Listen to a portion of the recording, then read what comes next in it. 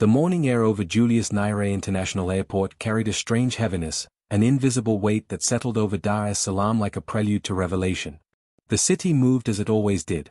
Engines roared, luggage clattered, travelers hurried through terminals under the bright Tanzanian sun. Yet beneath that rhythm, something was stirring.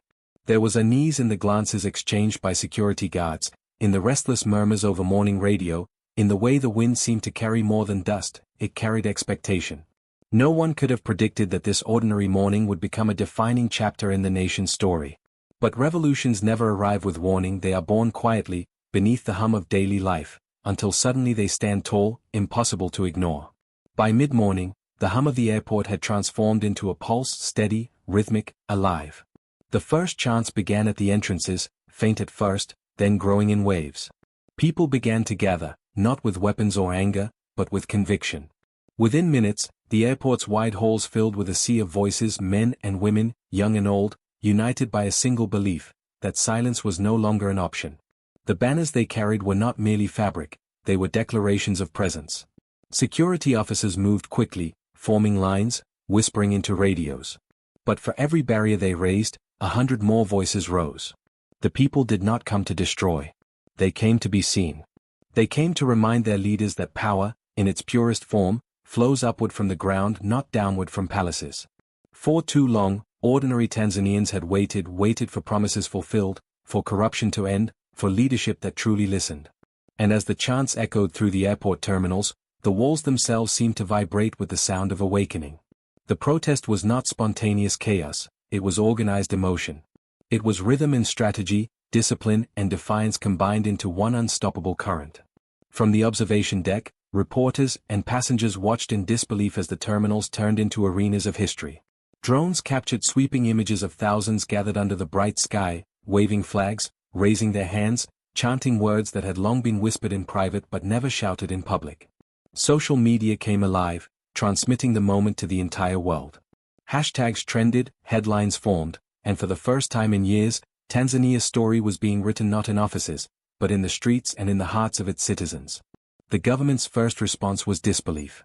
Officials dismissed the crowd as a temporary disturbance, an emotional outburst that would fade by evening. But the people did not leave. They sang louder. They stood taller. They organized themselves with astonishing precision, clearing paths for the elderly, creating circles for dialogue, guiding travelers to safety. Their unity was their message, and that message was clear: we are the nation. Inside, stranded travelers watched with mixed emotions: fear, fascination, admiration. Some joined in the chants, while others filmed in awe. For the first time, the nation's pulse could be felt not in the corridors of government, but in the collective heartbeat of its people. By midday, the symbolism of the protest was undeniable. Julius Nyerere International Airport, once a monument to global connection and control, had become a symbol of national awakening. The people had reclaimed a space that represented their collective movement, their yearning for recognition, their demand to be seen as more than passengers in their own country's destiny. In that moment, as chants thundered and banners rippled in the wind, it was as if the spirit of Africa itself rose and spoke through them, a voice not of chaos, but of renewal. The nation was shifting, history was stirring, and the people, for the first time in a long time, felt the power of their own reflection. The awakening had begun, and there would be no turning back. By the time the sun reached its highest point, the airport was no longer an airport, it was a fortress of the people. The chants had found rhythm, the crowd had found harmony, and what began as a protest had evolved into a movement. The once ordered corridors now pulsed like arteries carrying the lifeblood of a new Tanzania. There were no leaders giving orders, no generals with ranks or ribbons. And yet, everything moved with purpose. The people had become one body, one mind, one voice. Women led songs that blended the old rhythms of the villages with the urgent cries of the modern struggle. Drummers appeared from nowhere, turning buckets and old tins into instruments of defiance. Every beat echoed like a heartbeat across the tarmac. Flags waved from the control tower. The sound system of the airport, meant for flight announcements, now carried the roar of the people. Uhuru wa Kweli, they shouted, true freedom. Police and military forces surrounded the complex, forming wide circles of containment. But they hesitated. Many of them were young, sons and daughters of the same people standing inside. They had grown up hearing the same promises, feeling the same disappointments. As they watched the crowd move with discipline and unity, the line between authority and citizen began to blur. Government officials issued statements calling for calm, but the people were already calm, calmer than those in power could understand. Their energy was not that of a mob, it was the steady pulse of awakening consciousness. They began organizing water stations, food areas, medical zones. Some held placards calling for justice, others carried portraits of past heroes, Nyerere, Sankara, Lumumba, faces that reminded them that Africa's story had always been one of resistance and rebirth. The media tried to frame it as confusion, but the people corrected them through their phones, their live streams, their own truth. "We are not destroying," one woman said on a viral video, her voice firm and clear. "We are rebuilding. We are the ones who make this nation move, and today we refuse to be passengers." Her words were shared thousands of times within hours, turning her into the symbolic mother of the movement. As the day stretched on, tension grew. The Prime Minister announced an emergency meeting, and the airwaves filled with government spokesmen urging the protesters to disperse. But the calls fell on deaf ears. The people stayed. They began to march across the runways, a living river of bodies moving with a rhythm older than politics. Helicopters circled overhead, recording every moment as the world watched a nation rediscover its voice. Inside the control tower, a few remaining airport staff whispered nervously, their eyes darting to the horizon where armored vehicles began to gather. But orders from the capital were confusing, no one seemed to know who was in charge. A senior officer's voice crackled over the radio, uncertain, hesitant. Something was wrong at the top. The chain of command was trembling. And then, just as the sun began to fall, a whisper ran through the crowd like lightning through dry grass. It began as a rumor, then spread in waves of disbelief and astonishment. "The president is missing." At first, people dismissed it, another social media illusion, another rumor born of chaos. But as the evening news failed to show any statement from the president, the unease deepened. His motorcade had not been seen, his advisors unreachable, his last public appearance 2 days ago now replayed endlessly as if to prove he still existed. The chants faltered for the first time, replaced by murmurs of confusion. In the midst of their triumph, uncertainty arrived like a shadow. The people had seized control of the airport, but the heart of the nation had gone silent. As twilight painted the sky in hues of fire and dusk, the protesters lit their torches and raised them high. The flames reflected in their eyes not fear, but resolve. The voice of the crowd changed from anger to prayer, from protest to prophecy. Something was happening beyond their control, something that would change not only their nation but the very meaning of power itself.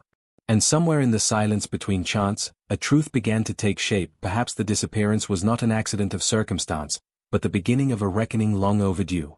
Night fell over Julius Nyerere International Airport, draping the terminals and tarmac in shadows that flickered under the light of torches and the glow of cell phones. The city outside had quieted, but inside, the pulse of the protest throbbed with relentless intensity. Every chant, every footstep, every shout carried weight not just in sound, but in meaning. The absence of leadership at the top had created a vacuum, and in that vacuum, something extraordinary began to emerge. Government officials in Dar es Salaam convened emergency meetings that stretched into the early hours. Phones rang unanswered, memos were drafted and discarded, and every advisor seemed unsure of the next move. The president, the nation's supposed anchor, was nowhere to be found.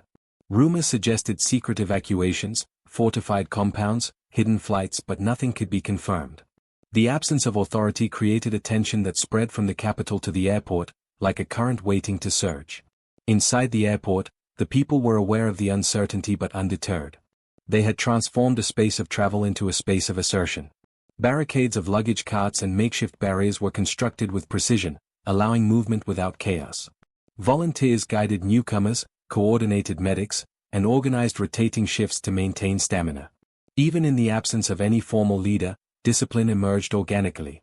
It was a movement governed not by titles or hierarchy, but by respect, competence, and shared moral purpose.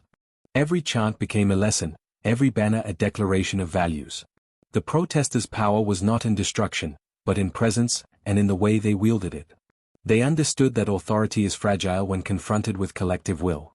The airport, once a symbol of bureaucratic order, had been transformed into a cathedral of civic conscience, a monument to accountability, and a theater of moral legitimacy. Outside, the world watched with rapt attention. Social media feeds overflowed with videos, live streams, and commentary. News agencies scrambled for context, but the story was being told by the citizens themselves, and no broadcast could capture the fullness of their resolve. Analysts marveled at the organization, the the coordination, the restraint. This was not chaos. This was a people asserting sovereignty over their own narrative. In the shadows, whispers of the president's disappearance took on almost mythical proportions. Some suggested she had fled, others claimed she was observing, waiting for the right moment. Yet it was the uncertainty itself that amplified the protesters' power. The absence of formal authority created space for new forms of leadership to emerge. Young men and women, teachers, students, and ordinary citizens stepped forward, not to seize power, but to guide, to protect, and to inspire. The dynamics of control shifted imperceptibly. The protesters became the nation's moral compass. Where authority had faltered, the people filled the void with empathy, organization, and vision. They mediated disputes, tended to the sick, and ensured that their moral high ground remained untainted. Every coordinated action sent a clear message: legitimacy is not conferred from office, but earned through competence and conscience. By midnight, the airport had become a microcosm of society reimagined. Every gate, every lounge, every corridor reflected not confusion, but purpose. Citizens had become the governors of the moment. Their unity, their strategic occupation, and their unwavering commitment created a new hierarchy, one based not on decree, but on integrity. And as the first whispers of dawn colored the sky, the realization settled over the crowd like a